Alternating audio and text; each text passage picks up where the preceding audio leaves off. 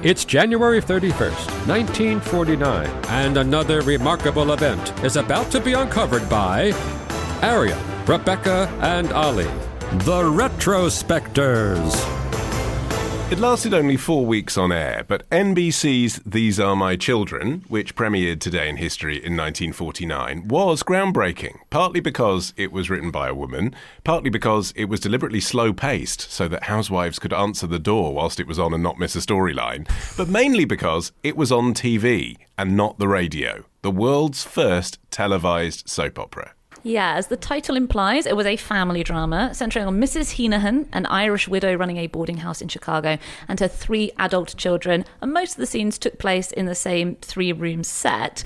And a contemporary article about the show in Pathfinder magazine gives us the tidbit that the title came from the creator, Irna Phillips' habit of saying, when introducing her young son and daughter, "These are my children," which I was like, well, who wouldn't say that? I mean, that's exactly the same thing that you would say. But the same article, I found this interesting. The same article also refers to viewers of the programme as lookers, which shows just how new all of this was.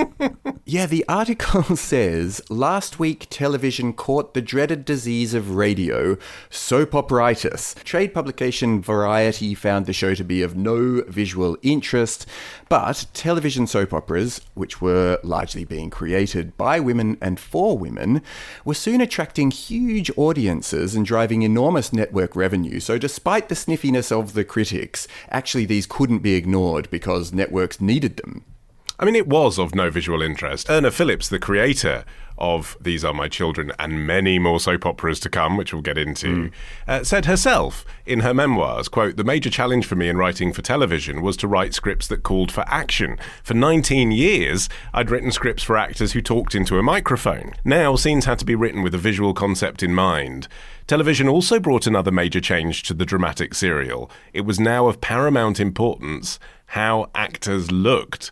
So, I mean, they were all experimenting. She was the queen of soap operas on the radio, but this new format of doing it on telly, they were experimenting as they went, and it was a bit of a low-paid experiment as well.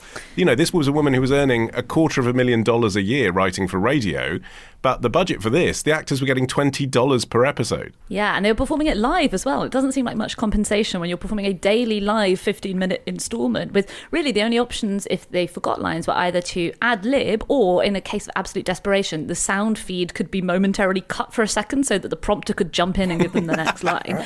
I mean, we can't, unfortunately, no episodes have survived. You know, we've talked before about how much early TV has been lost, so we have to rely on reviews, and they were pretty scathing. There was a good one in the New York Times from Jack Gould, who was pretty unsparing, not least in referring to NBC and Phillips as culprits.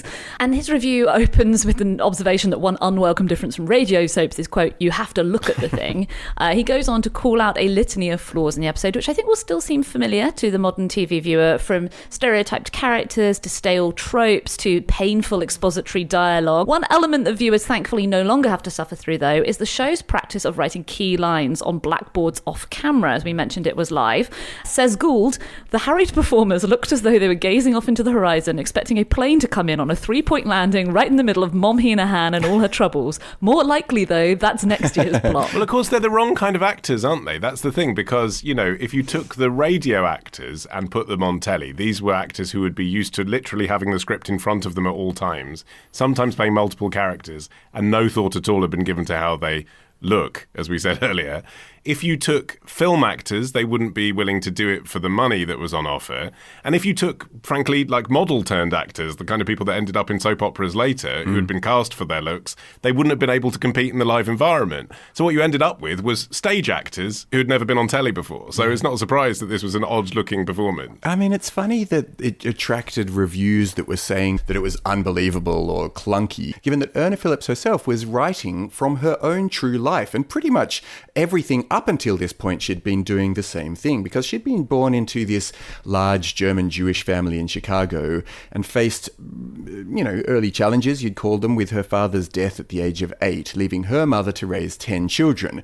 Cue the plot of all of her soap operas from the very start up until this one. And she claimed that she'd been a lonely child and was given hand-me-down clothes and dolls and things, and started making up long and involved stories for her dolls to then live out. So that that was how she entertained herself. Yeah, she got pregnant at the age of 19. She was abandoned by her boyfriend, gave birth to a stillborn baby, and then got into college and finally went from being a school teacher to trying her hand in the glamorous world of radio. So she really lived a life that was extremely fitting for a soap opera legend. And then she was in a coma and then ultimately came back to life. But her evil twin had married her husband. Right. No, she'd been an aspiring actress herself, but then ended up working as a school teacher, but still had these dreams of somehow ending up in showbiz. She actually then turned to radio and started out just volunteering, working for free, before then turning her attention to script writing. And the first success that she had was this show, Sue and Irene, which she was basically just ad-libbing a bunch of characters alongside another actress, Irene Wicker.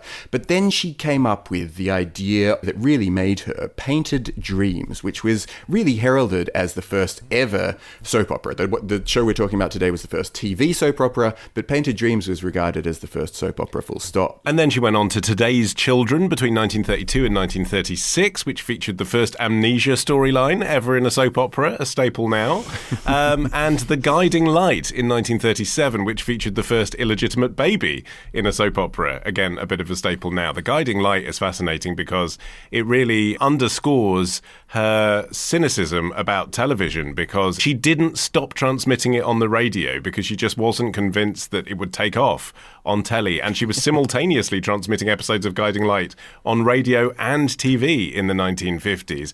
But she needn't have feared, because it didn't end its run on television until 2009. It took 72 years to tell that story. Wow.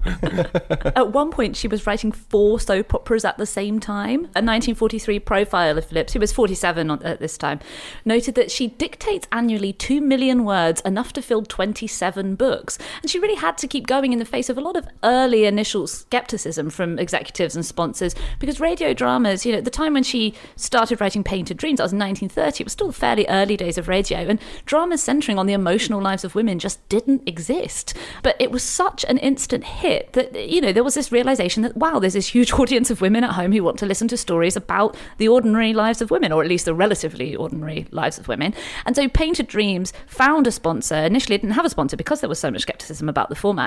Procter & Gamble came in. And now this is important because the sponsors of this emerging genre naturally tended to be the kind of companies who are looking to sell things to housewives. Hence the term soap opera. Many of the early ones were sponsored by soap manufacturers. Yeah, the term before that had been horse operas, that were sort of demeaning descriptions of budget westerns. And, it just works for the kind of genre we're in. But also, despite the fact that she was writing these rough and ready shows for an audience that wasn't taken terribly seriously, she was very good at certain things that have remained kind of staples of the soap opera genre. She became known for her trademark cliffhangers and the use of organ music to create moods, as well as crossover episodes where characters from one of her shows might appear on another show, thus linking them in, a sort of Marvel extended universe type of a thing, but way before Marvel was doing it.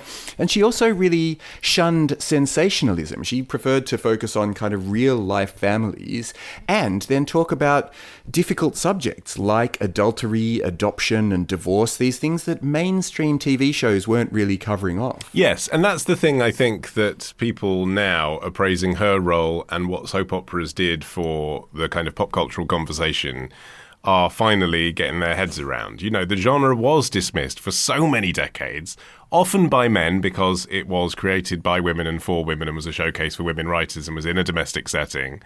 And actually what Phillips was doing right back then in the 1950s was dealing with social issues that other popular art wasn't. She used to write to charities and organisations and say, what is your problem and what can we do to help you with it on one of our programmes?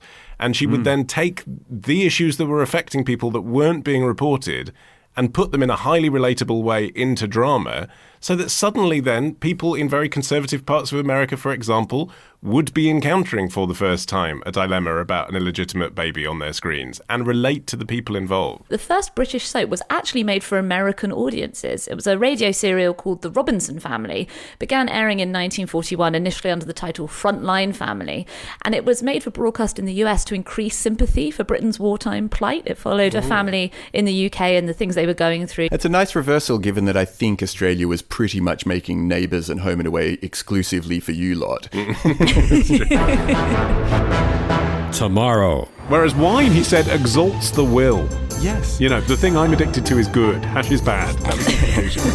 Ditch the ads and get a Sunday episode when you join Club Retrospectors. Patreon.com/retrospectors.